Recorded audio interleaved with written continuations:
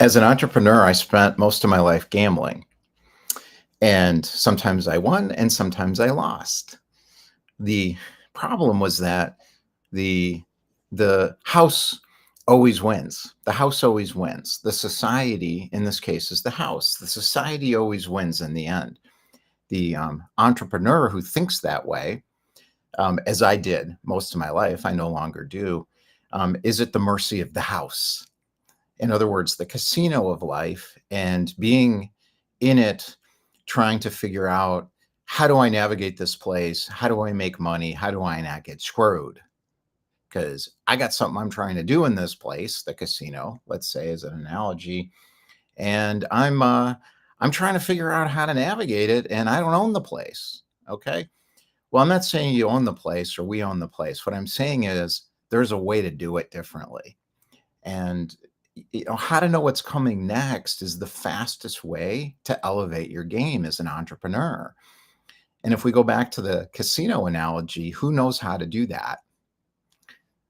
Math whizzes. What do? They count cards. That's how you beat the house. You go in, you can count the cards.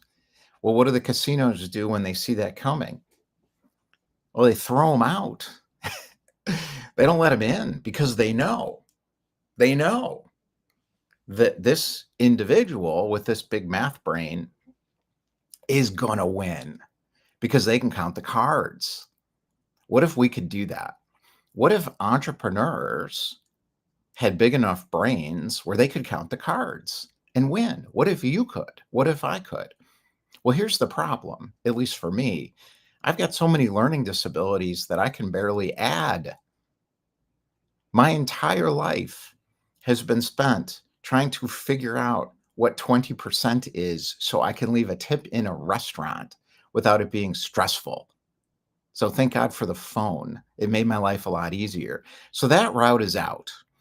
Now, Bill Gates could figure it out. Elon Musk can figure it out.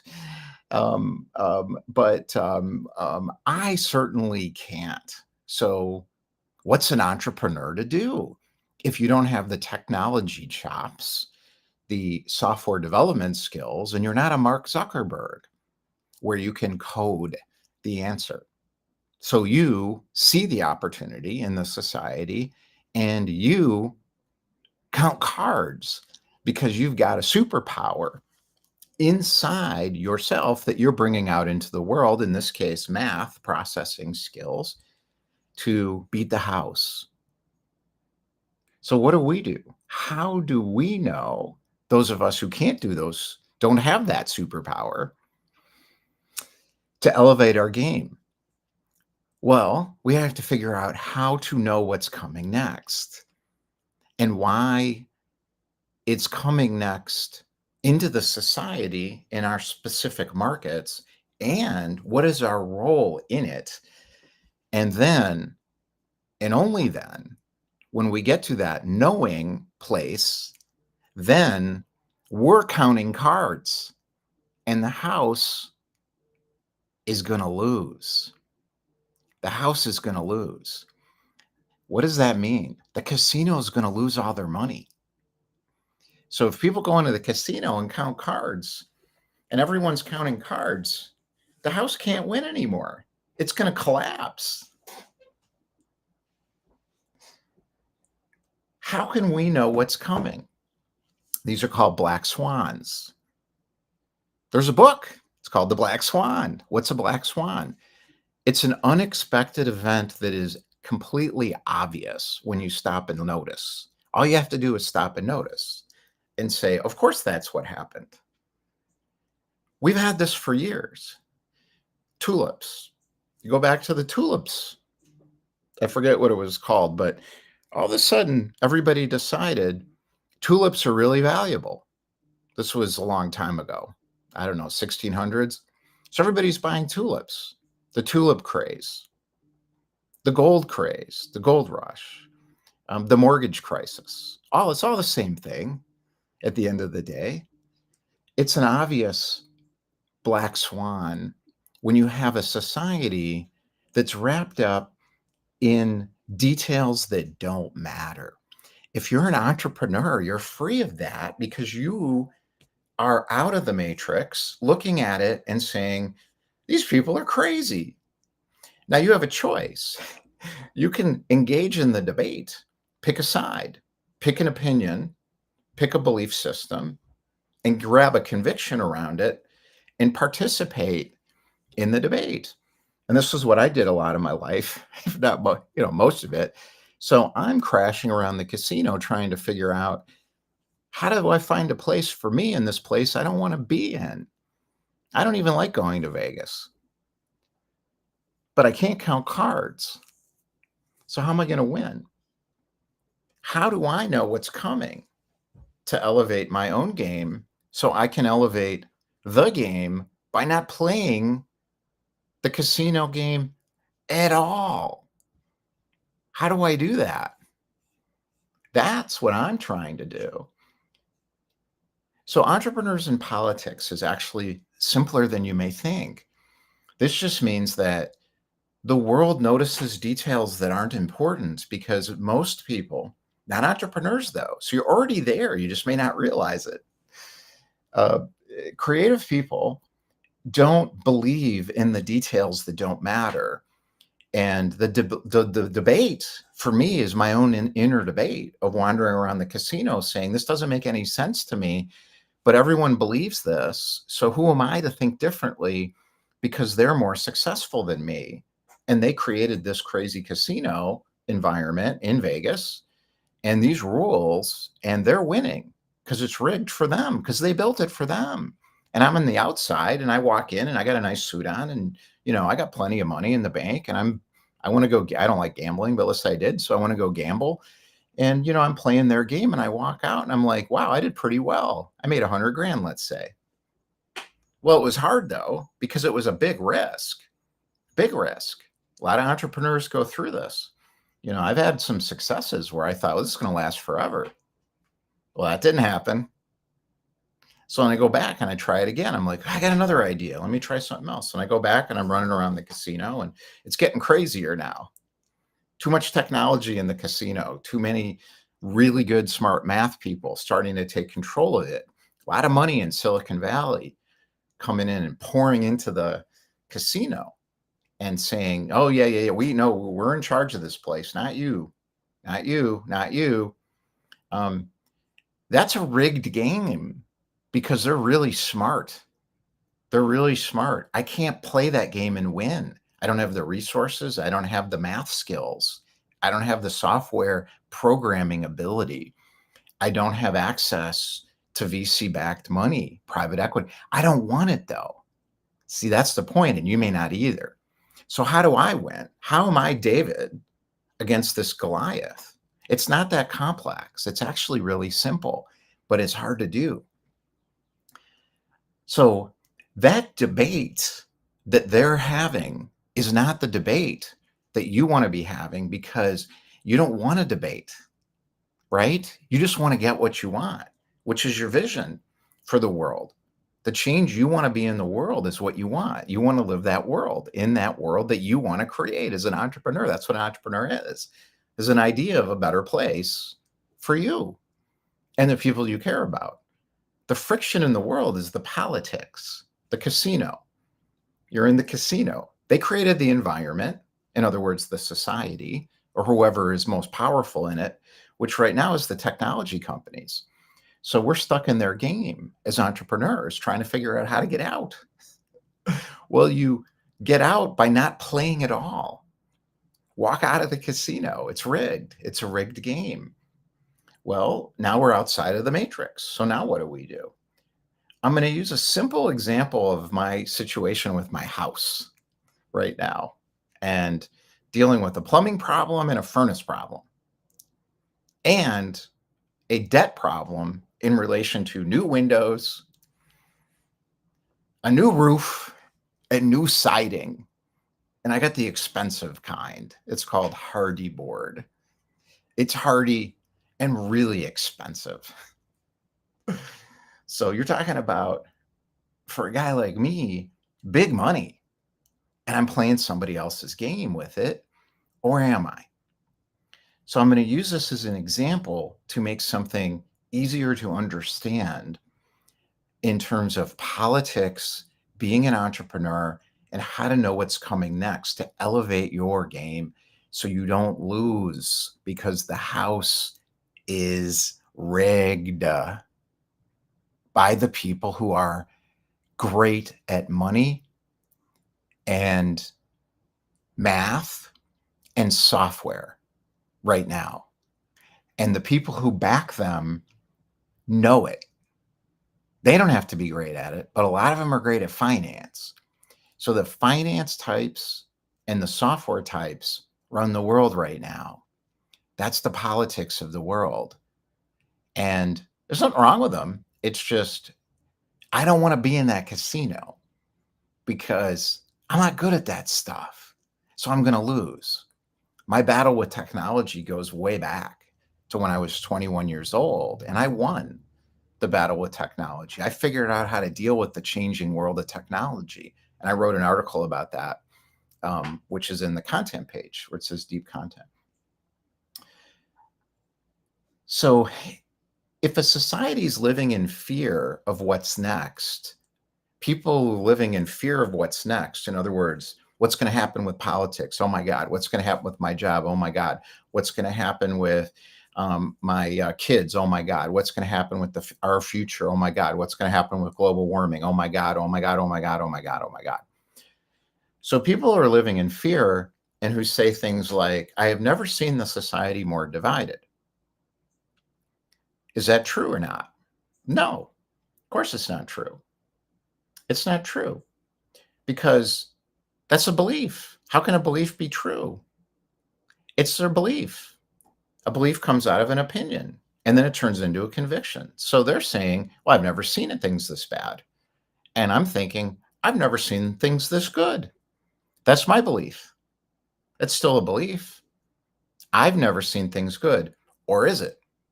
Or am I noticing a black swan that's coming through my creative imagination and thinking, oh, this is going to be great. And I want to be a part of it. And that's what's important. So learn how to decide for yourself what's coming next. The beliefs are the separating. Okay, now we're going to get confused. So I'm not going to go there. I'm going to talk about my house. So here. So I'm going to, okay, I'm trying to follow a framework here. So it makes it easier to understand what the hell I'm talking about. So entrepreneurs who live in the creative intelligence of the future create one that matters. Be the change that you want to see in the world. That's the point. So what does that mean? Entrepreneurs who live in the creative intelligence of the future see the black swan. The key to this for me to beat the house, which is right now the technology companies and the financial companies. That's the house because they run things. They have all the money. And the government is at their mercy too. It's the technology companies and the financial people who are profiting from it that run the world right now. That's the house. It's rigged. Now, if you're great at math, they'll let you in, or if you got something they need. Now, if you're great at sales like me and business development, they let me in, but not really.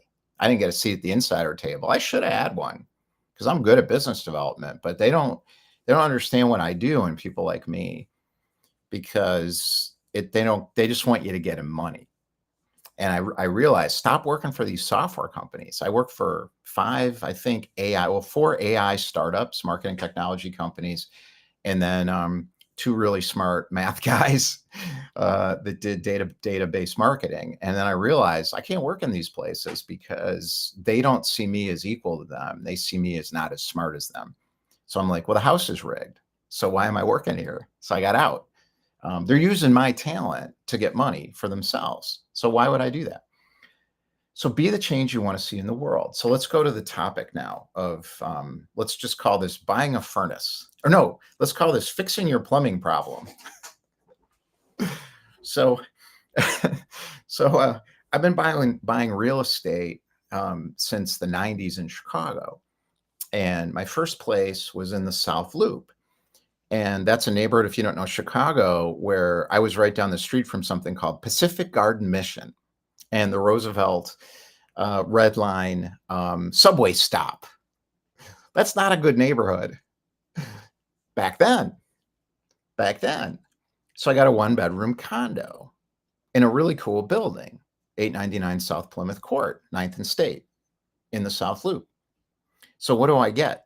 Well, I get a view of the Pacific Garden Mission, which is where all the homeless guys hang out, because fundamentalist Christian group lets them in. And if they'll give them food if they'll listen to their truth. You know, if you listen to me talk to you about God, you can have dinner. That's what that is. And they house them. Well, it's nice if you're homeless every once in a while to have a place to go. So it was always crowded. So I could see that from my window. But I got a really cheap one-bedroom condo, and that turned into a more expensive, but still inexpensive two-bedroom condo. Moved up. Now I don't see Pacific Garden Mission anymore. I'm facing west now.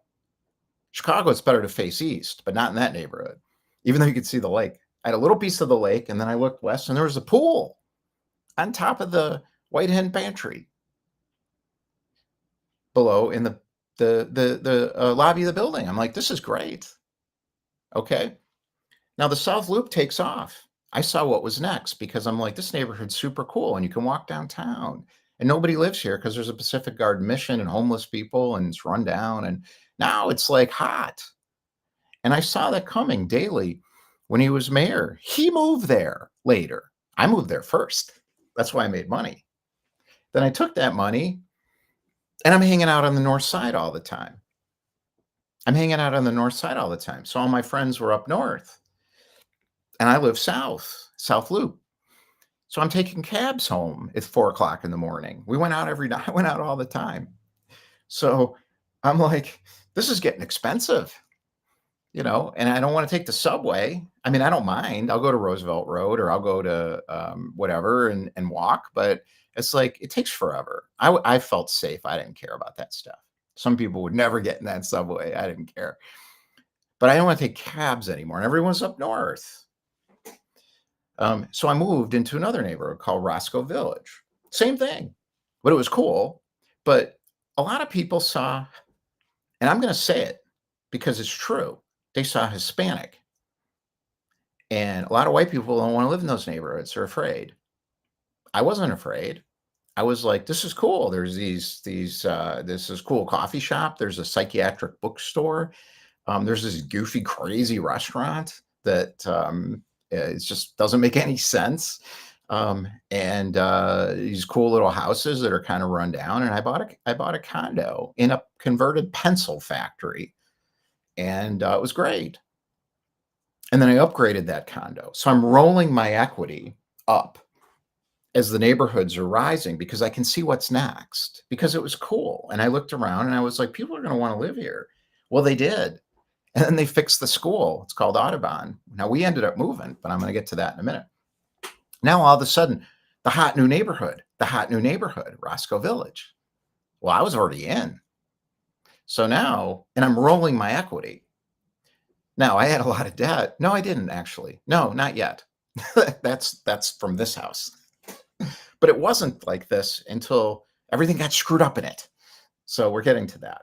And I'm going to tie this back to this entrepreneur thing of knowing what's coming next and not playing rigged games against the casino, because it's the same thing. It's looking and noticing how do you do this if you're an entrepreneur? Notice, adjust, and calibrate. It's really that simple. Just don't believe what other people say, because they don't know. They think they do, and you think they do because they have all this money and success. So if you listen to people who run Google, Facebook, Amazon, they think they know what's coming next. I don't. I see something different. I see what they have is what was next. I see something new coming that's next. So I'm not playing that rigged game because I'm going to lose anyways. Now, maybe I'm wrong. I don't think I'm wrong, but maybe I am wrong. What if I'm wrong? Well, it's a good bet because I'm going to lose at their game anyways. The best I could ever do in this world of technology, software, and financial people being in charge of everything is work for them or have them be clients of mine. And I don't want to do that. I did it. It sucks. I worked for the software companies. I worked for venture-backed software companies. Terrible. I don't want to work. I don't even want to be around those people anymore. Um, okay, so back to the real estate. So now we're there, and my daughter's getting older, and the neighborhood takes off. Boom! Now it's super expensive. Not quite yet though, because we had the mortgage crisis. So the real estate's going up, and there was a lot. There was a okay, wait a minute. How did this go? Oh, I thought I'm never going to be able to afford a house. I had a condo in what was called the Pencil Factory, which is called a soft loft conversion. Super cool place. It was really cool. It was an old pencil factory, and they turned it into condos. The roof leaked, but luckily I didn't live up there. But we paid for a lot of that with the group assessment. Um, Now I'm like, well, I'm never going to be able to afford a house. So this again. Everyone's like, real estate prices will always go up. Is that true? Or is that a belief? Of course it's a belief. Will they always go up? It depends. Will they hold firm? It depends. What if no one wants to live in that place anymore? What if there's a power plant explosion or Chernobyl? Will real estate prices keep going up there? That's a belief system. It's not true. It could be true conditionally based on an environmental situation. Yes. So in the north side of Chicago, it's a pretty good bet. The real estate prices are going to keep going up. So I took it. $350,000. I bought a house in Roscoe Village on Damon Street for $356,000. You can't even get an apartment for that, a condo. I don't think you probably can't even maybe you can get a one bedroom, but it won't be that great. $356,000. And then we moved in. And I'm like, oh my God. And my wife's like, I can't live in this place. What did you do? I'm like, well, we have to rehab it. So we go to rehab it. And we can't because it didn't have a foundation. Okay, that's a whole nother story. So that's a long story. Rehabbed the house, gut rehabbed it, took it down to the studs, put in a foundation, made a ton of money, almost lost everything. It was a brutal year. Brutal year. Lived in a studio apartment in the Gold Coast while this project was going on. Cleaned up at the end, sold it for a big profit because they fixed the schools. It was great. So we got a great school. We got a great neighborhood. We like it a lot. City of Chicago chopped down all the trees in front of the condo because they were diseased. And it's sort of like, and the school's too confusing. It's too complicated. This kid would have to go through 3 different school systems, basically, and we'd be commuting all over the place. And it's like, we want to stay in the city. It was too complicated. That's the Matrix, right? That's the casino. So they got this whole crazy system. And I'm like, I can't play this game anymore. So we have friends who live up where I live now, Evanston, Skokie area. It's an area called Skevinston. And we came up and we're like, this is great. All cash offer. Oh, God, I forgot a whole thing. So we sold the house, moved into a 3-bedroom condo on 1 floor because I had an entrepreneur experiment that it was okay. It's just my lifestyle was too expensive. So I downsized into a 3-bedroom, 1-floor elevator building, 2,000 square foot condo is not bad. But that had to sell to move up north because the neighborhood took off. Can't afford to live in it anymore, really. I mean, you can, but it's millions. Moved up to this area that was a better fit for my family because we wanted the kids to be kindergarten to high school in the same place. Didn't want to be running around the world with a kid. Some people love that. We didn't want that. So we got what we wanted because I'd rolled all this real estate money from one property to another by being in What's Next. And now this place is worth a ton because this is What's Next. It was already kind of there. So I got in kind of high, but now it's tight. Like people really want to live where I live. Here's the problem. It's an old house, 1940. Nothing's right. You got to replace everything over time. Okay. This is where we're getting to this thing. So what's next? What's next? I got to replace everything. I got to do this. I got to do that. When you look around at the world and you realize what you want because you know what it is as an entrepreneur, and your vision becomes clear. You see through all the confusion. It becomes obvious. Everything becomes crystal clear. So I can look at this and say, all right, what am I going to do? I can't afford this house. I had $100,000 construction loan. The insurance paid for a lot of the roof, the siding, the new windows. We got that deal, but we did it right because we got hardy board and high quality stuff. We could have gone cheap, then it would have ruined the house. Now the plumbing screwed up. So the company that fixed the plumbing used this technology so we didn't have to chop all the trees down and dig a trench in the front yard, and it didn't work right. Now it's under warranty, and they were supposed to be here this morning and they didn't show up. Meanwhile, the furnace goes out. We knew that was coming. So now I got to put a new furnace in. Well, I still got debt overhang from all this other stuff because I had a construction loan and I rolled that into the home equity loan. I don't know. Why does this matter to you? Because I'm running an entrepreneur experiment here. So I don't have the cash to do all this stuff. So I'm balancing and juggling and everything.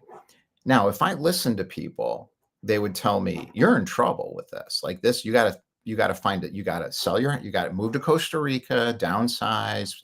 United States is too expensive. Yeah, I know. This neighborhood's too expensive now. You get millions of dollars for your house, sell it, and then you can.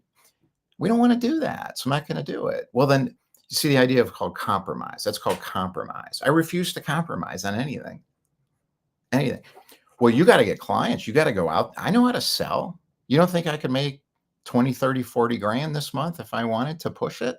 Of course I could. I've been doing it since I was 21 years old. I won't do it because I don't want to do things that I don't want to do anymore. I don't want to try to figure out how to get people to buy from me anymore. I want to share my experience and create a new approach for entrepreneurs to have a better entrepreneur experience, and the coaches and service providers that I've met over the last few years, because I've been one too, that I have a lot of respect for. So I'm not willing to compromise to do those things based on my vision of what I see. How can I do this? How am I able to do this and stand in the fire of this incredibly difficult situation and be fine?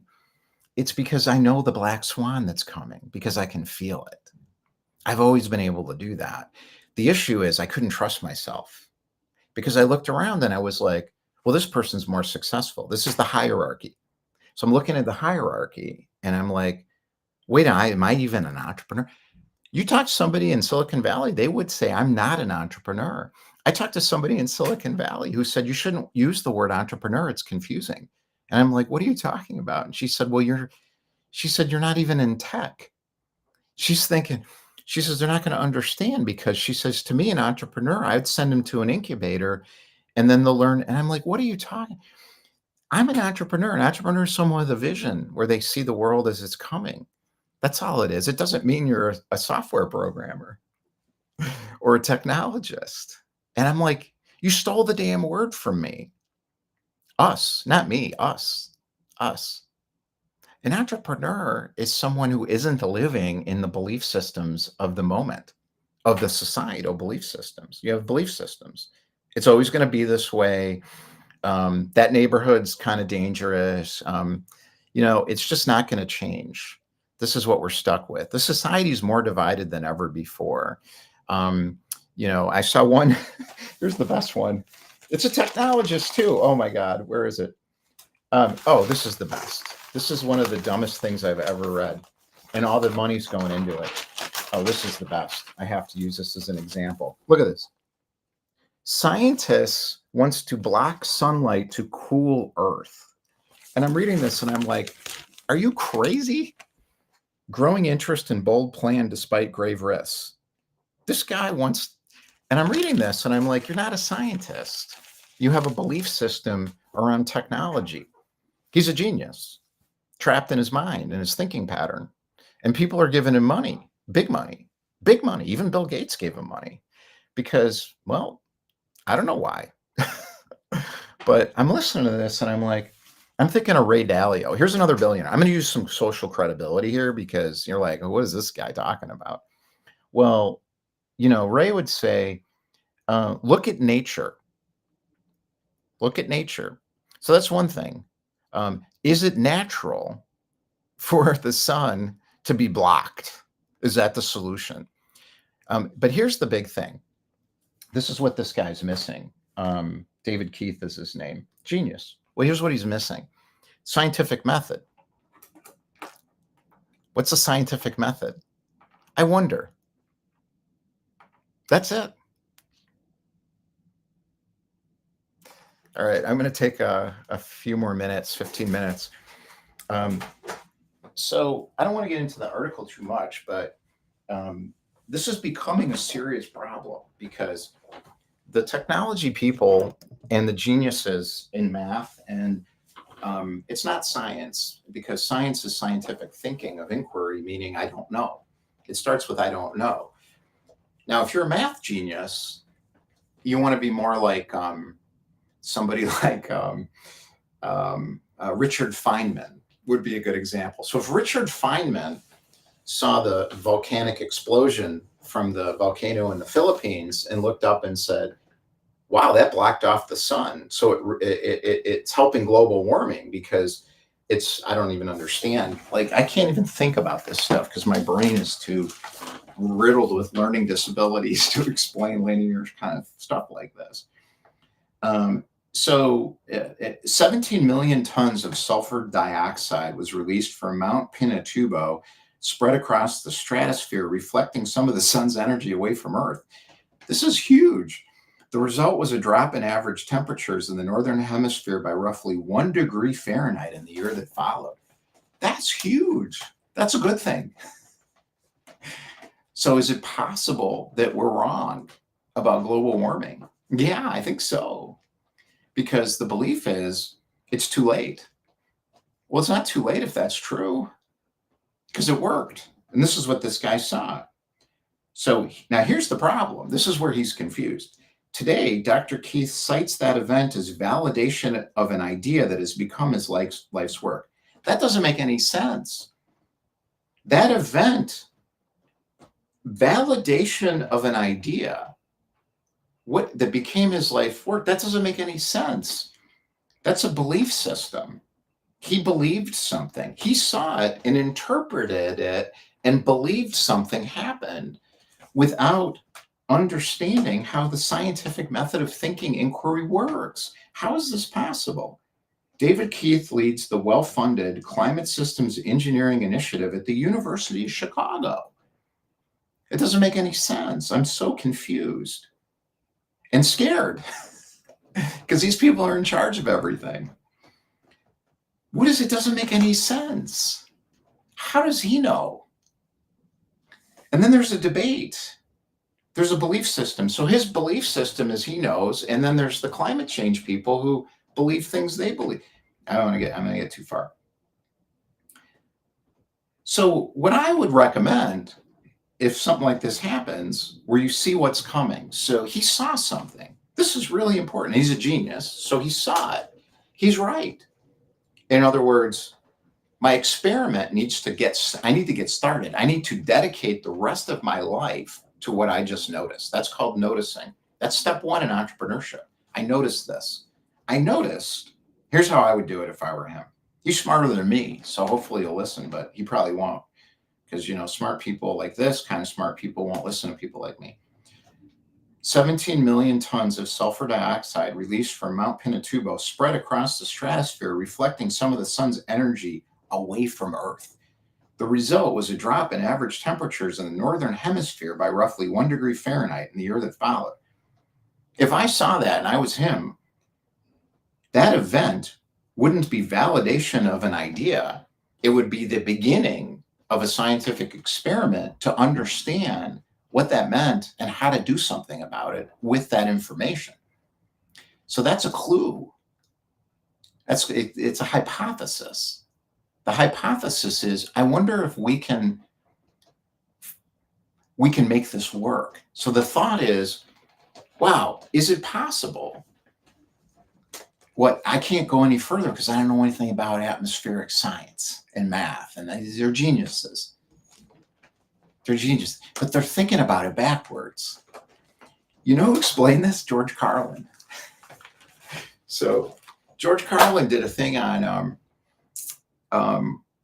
on this. So I'm going to channel a little George Carlin here because I think we need him because he had a big stage and he was funny and people will listen to him. They're not going to listen to me. This guy's not going to listen to me. And the people who are funding him aren't going to listen to me. But maybe George Carlin, if he was here. So I think what George Carlin would say, he already said. So he's like, okay, so we got a global warming crisis. This was way back, Earth Day. He's talking about Earth Day. And he's saying, all right, how stupid are we? I think he said, how stupid are you to the audience? Or he went to environmentalists. He said, how stupid are environmentalists? He said, and I'm paraphrasing, so I don't remember the exact words, but it was something like, it's hilarious. It's on YouTube. So I'm trying to remember. So what he's saying is, okay, so everyone's worried about the endangered species. Well, we have a thing where, stuff dies, species die. That's how it works. Nature works. Nature's got a plan. And he goes on his whole thing about Earth Day and stuff like this. But now the belief systems are going to kick in. So some people are going to be like, oh, you can't say that because, what about the woodpecker? And what about the Arctic, cheetah and the whatever? And it's not the point at all. And other people are going to say, let him die. Yeah, George, let him die. So you get two belief systems fighting against each other now. And he kicked that in motion. But that's not what he was talking about. What he was talking about was the arrogance. And he says it right in the act. The arrogance of the human mind that thinks it knows better than nature. This is what's going on. We think we can figure out, using all this technology and money and brain power in the laboratory with some engineering contraption, we're going to rework and rewire how the sun works in the Earth's atmospheric condition. We think that's possible. That's backwards.